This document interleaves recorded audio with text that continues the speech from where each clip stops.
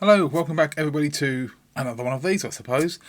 You'd think after the Artemis launch and return around the moon had died down after a while, you'd think that everybody would have kind of moved on. But unfortunately not so. In very much the same way that the final experiment put the last nail in the coffin of flat earthers, or so we thought, they tend to focus on one thing, mainly because they've got nothing else. But lo and behold, Artemis II came along, and now they're all at it again. All easily disproven. Everything they're saying is lies. The amount of garbage I've seen on, I'm in a specific Facebook group. I don't go too overboard because you can get overwhelmed. But there's one I've joined called the Official Global Flat Earth Appreciation Society, or something along those lines, and people take great delight in pointing out the word global. But it's a flat earth society. Yes, it is meant in jest. There's AI videos of the capsule on the back of a truck, and a lot of people complaining about the NASA label being untouched. It's so obviously an AI image, or a badly done AI image, I might add, that it's laughable, but people will fall for it. So the usual suspects. I mean, you go through all the channels. I'm small fry. If you go to Dan, I was in Dan's chat when we watched the Earth go around the moon, the capsule go around the moon. The landing was amazing. The launch was incredible. We watched the launch with Mark Sargent and David Rice making absolute asses of themselves as per usual. That's weird. Why don't I see Dave on the screen? Dave, is your microphone on? It's human error. It's always human error. Those towers, Yeah. I saw somebody did a thing where there's a technology where they can have 3 towers that can project a real life looking hologram. Sure. There's always going to be animals. So they have a bird, they have a fake bird flying through the scene right now. And wait, where do they poop? I It's know. like baggy pants. Yeah, what's that shot? Why is there a smoke trail on this one and other ones there is no smoke trail? That thing's going like 30 miles an hour, maybe. There we Those go. side rockets don't turn off. How come they're not like spinning out of control? Why do the side rockets look higher? Don't know. Wait a minute, that's where they are now? Yep. How can we see that shot and they can see the Earth from that high? Right. They hit Miko already? That's main engine cutoff, if you didn't know. I didn't know. It's the only one I have. What is that we're seeing? Supposedly that's it. Dude, What is that? What is that? I'm not sure. What the hell is that? I don't know. What the hell is that? Don't know. Just to save everybody a bit of pain, I've got some toothache and headache at the moment, so I'm in there. I'm going to edit Elio's latest video, and what I'm going to do, I'm going to take out all the things that are personal biases, personal beliefs, statements of incredulity backed up with no facts. Okay, so the only thing I'm going to show in this video is the facts of this video. So the video is about 7 minutes long. Let's see how much actual facts we can get out of this one. Did they fake Artemis II? Have a good one, everyone. Okay, thanks very much for watching. See you later. Of course I jest, but if you know Level Earth Observer, you know exactly what his videos are full of. Did they fake Artemis II? Of course they did. Many people have called out various aspects of this mission. I'm going to show you a very simplistic way you can refute this moon mission and prove it's fake by using their own material. I'd just like to point out at this point that the only source of reference that Elio is using at this point is one single BBC article, which has a couple of pictures and a lot of text which he doesn't even go into. It's literally the bare bones of taking something at face value and running with that. On the NASA website, in one section alone, I found a page with 450 images, 30 videos ranging from just over 20 minutes to about 45 minutes, various stages. I think there's a video per day. And he's just going on one website. That's cherry picking at its finest. Either that or just bare bones laziness on his part. I'm not going to jump on the bandwagon like many others have, although I did show some interesting footage of the launch where we saw the cable cars coming down. Oh yes, the cable cars. Still going on about that. Remember that time you thought a flagpole was a levitating monk? As we had the firework display in all its glory. But I think personally that was a red herring to get people to jump on the bandwagon straight away, and the mainstream media could kind of manipulate that. Welcome to the world of LEO word salad. But we're going to scroll down and have a look at some of these pictures here. But essentially, it's BBC News, Artemis in pictures. Got a couple of the thespians here. Oh yes, thespians. LEO thinks he's being clever here, but don't worry, you'll be seeing much more of his rapier wit as the video continues. Picture of the return home. Some more pictures. Great performance, guys. This is the thing that saddens me. The future generation, kids buying into that tosh. Little touch of the green-eyed monster there, I think, Adam. While some children do indeed fulfil their vision of becoming a NASA astronaut, or at least a NASA scientist someday, Adam here clearly laments his choice of vocation is just sitting in a crane, moving things around. Don't feel bad about where you are. I mean, my job, I started 20 plus years ago. Most menial jobs, I was just literally a lackey on the ground, and now I'm more than that. I'm not going to say what I am, because obviously I keep my actual job and this very, very separate. But in the 23 years I've been there, it's taken a long time to get there, but I've slowly built myself up. You know, I'm a key holder. I have business cards with my name on now. Very proud. But what you are is not what you can be. So that child with a hope and aspiration and, you know, on his face is something to be applauded, not derided. Just because you think it's a worthless endeavour doesn't mean the rest of us living in reality does. Well, how do you know it's tosh, Adam? Well, funny you should ask. Because the moment they start producing images like this, you know it's nonsense. Looks like a perfectly awesome image of the crescent Earth disappearing by the moon. I believe that was taken just before we had LOS, loss of signal, as the craft went behind the moon. If you took the time to get off your bloody phone, get onto the NASA website, you can download the raw image with all the EXIF data. It can tell you what phone it took out, all the aperture sizes. Again, Dave McKeegan is the absolute pinnacle of authority on this, because he knows what he's talking about. The photos they have on the NASA website are digital copies of the photos that are actually taken. Haven't been through Photoshop. They haven't been artificially altered in any way, apart from Photoshop Lightroom, which is not Photoshop per se. But the images are there. You just have to take the time to look for them. They're presenting reality in a way that's not physically true. That is, they're showing the Earth to be a globe. Globe believers are jumping all over this and celebrating this as some sort of magnificent triumph. I could make a comment here about personal incredulity and biases, but I'll leave off for the time being because I know what's coming. When the brutal, crazy truth of this situation is, all we've had is a firework display, some thespian-like performances, and a shocking set of images. I'm not one to take cheap shots because of speech impediments or slips of the tongue. God knows I've made enough of them myself. So I'm going to let the display comment slide for now, because there's something I have noticed. Now, I've been covering LEO for quite some time now. When I say quite some time, I've only been concentrating on this genre of video for a couple of years, and I think LEO is possibly one of the first subjects I spoke about. One thing I have noticed over the years is his voice. Because of his arrogance and ignorance, he has the patter and demeanour of speaking with the fluidity of raw sewage. But I am a little envious of his ability to create these videos in one shot. Well, I say videos, he's literally using, I believe it's the Mobizen app on his phone. So he's got his phone probably down on his desk. He presses the button. Recording the screen as well, recording his audio. Most phones can do this, and then which is why he's stuck on this one source of material, the BBC website. But again, over the years I've been covering LEO, this is the first time I've really started to notice he's starting to crack with his voice, and it might be this video alone that's doing it. You know, stuttering here or there.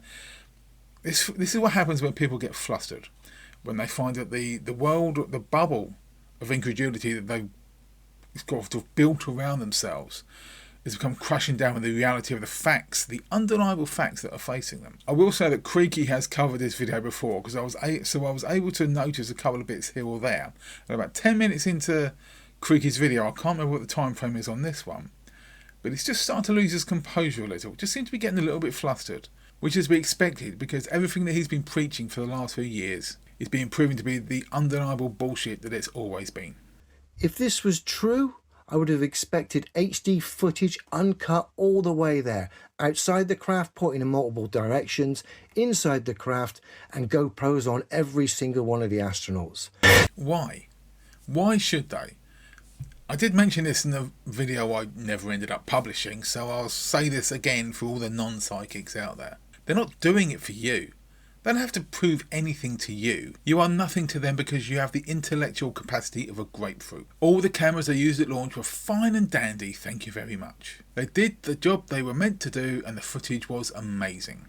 Pandering to you and the likes of you means bringing themselves down to a level of cognitive capacity they probably haven't had since they were toddlers. The very fact that you and other like-minded idiots like Mark Sargent and David Weiss thought that strapping the entire rocket with HD GoPro cameras and live streaming that all the way through the launch was even a technological possibility shows how much yourselves and other idiots like Dave Weiss and Mark Sargent know how much about bandwidth limitations and audience retention. While NASA was concentrating on making sure the launch went off without a hitch, dipshit for hire David Weiss was busy counting the camera cuts and calling them edits. Smarter people than me and you, but mainly you, were too busy making sure that the astronauts survived the launch. Visual splendour was an afterthought, and actually just a courtesy due to public interest. This historic day mission, 10-day mission I should say, would have been captured in all its glory for future generations to look at.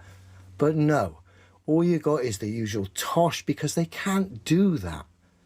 This is where I genuinely start to feel sorry for Leo here. As mentioned earlier, there was an absolute plethora of media sources, videos and pictures for you to peruse at your leisure on the NASA website.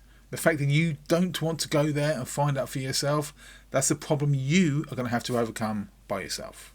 Apart from the fact that they did give full, live, unedited footage from various cameras inside and outside the capsule all the way through the mission, bandwidth allowing, there were in fact long, lengthy video shots inside the capsule watching the astronauts doing their daily routine, which a lot of the time just meant sitting there and tapping on a screen. So in this opportunity, it's a very dynamic type of experience in that we don't normally see this activity. And so being able to have crew observe the solar corona and then also annotate it in their on their portable computing device is just such a unique thing that humans can give to missions, and also particularly being able to annotate what they're observing while they're talking about it is also unique to being able to have astronauts in orbit as well, because we won't be able to have annotations on the lunar surface because the astronauts will be in suits. They're going to be collecting samples, they're going to be deploying instruments, and so personally I'm really excited to see some of these annotations and to see how that develops over time. Very exciting. But then again, they weren't doing it for you. Because they can't fake it. It would be too difficult to have the astronauts filmed 24/7. Instead, you just get thespian-like performances, imagery like this, and a firework display. That's 2 mentions of a firework display so far. I should break out the bingo cards again. Adam, how do you know the globe is physically impossible? Well, every single demonstration on this Earth involving a large standing body of water proves that. Doesn't have the ability to display convexity upon its surface. I did wonder when he'd get to his tired old talking points. I believe that every single flat earth denier, myself included, has gone over these several times. Again, I mentioned, I believe this is in my very first flat earth related video. Poorly thought out, poorly presented, and no basis in reality whatsoever. And thought up by the time of a person who probably wears slip-ons because shoelaces are too complicated a concept. So let's just let him get it over with. Every tower crane on this Earth is dead still and plumb on a non-windy day. Yet every single physical demonstration that's ever been trying to replicate a tower crane entertaining motion like the globe Earth theory would suggest, yet remaining dead still and plumb. Every demonstration that's ever been done shows the pendulum deviates from the plumb, proving tower cranes don't have the ability to be dead still and plumb whilst entertaining the multiple different speed vectors like the globe Earth theory suggests. Again, this isn't my opinion. This is physical reality being spelled out for you in a simplistic, easily digestible form. Remember, I'm just a guy who stands by the things that are physically true. I don't have a bias. What? This entire video is about your own personal bias. Own desperate battles against provable reality have led you to this point, where everything you've ever claimed is fully revealed for the absolute hogwash it is. Or rather, always was. If I did have a bias, it is just to the things that are physically true. I don't care about maps and models that would require full exploration. What I do care about is the truth getting out, and I don't like lies and things being pushed, excuse me, as our physical reality, like on our screen here, when physical reality tells us that that's actually impossible. Again, space itself, an air pressure system globe residing in the middle of a vacuum without solid separation. Again, that scenario is physically impossible. Just wake me up when he says something original. Every demonstration on this Earth showing a vacuum residing next to an air pressure system shows it needs solid separation. It's funny when he answers his own questions, doesn't actually realise it. So again, the stories, the foundational stories, don't even match physical reality before we've even begun.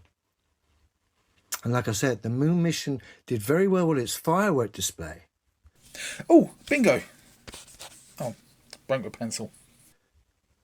But the moment it started showing imagery of the Earth being a ball, you knew it was fake. You thought it was fake, but your own lack of education, ignorance and personal biases wouldn't allow you to accept the reality when it was staring you in the face. Again, that's not my opinion. That's physical reality telling you it's fake. There's no demonstrations to refute the points I've highlighted already. Cranes, air pressure systems reside next to a vacuum, and of course large standing bodies of water. I think, like I said before, I think this was covered in my first ever video on Flat Earth. Don't go back and see it. I didn't know what I was doing. I had one camera. I didn't know anything about lighting, and the window was open behind me. You couldn't see my... Oh, God. But in that time, I've progressed. I've got 3 light sources. I've got a green screen. I've got a better camera. I know what the hell I'm doing.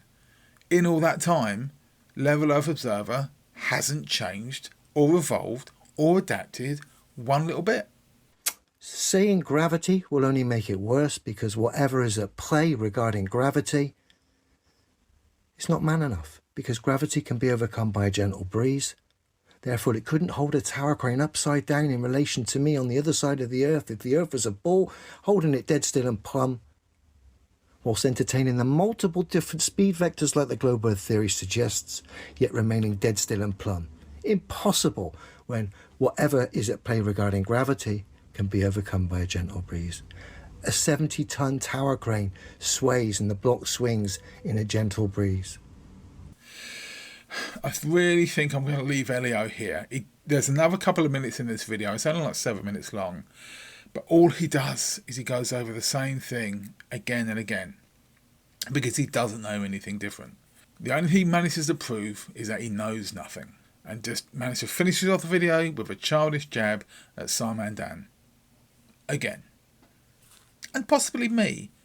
I don't know, it's a bit subtle. He plays with his Lego spacecraft, like so many of these globe believers online who tend to be middle-aged men that play with Star Wars toys.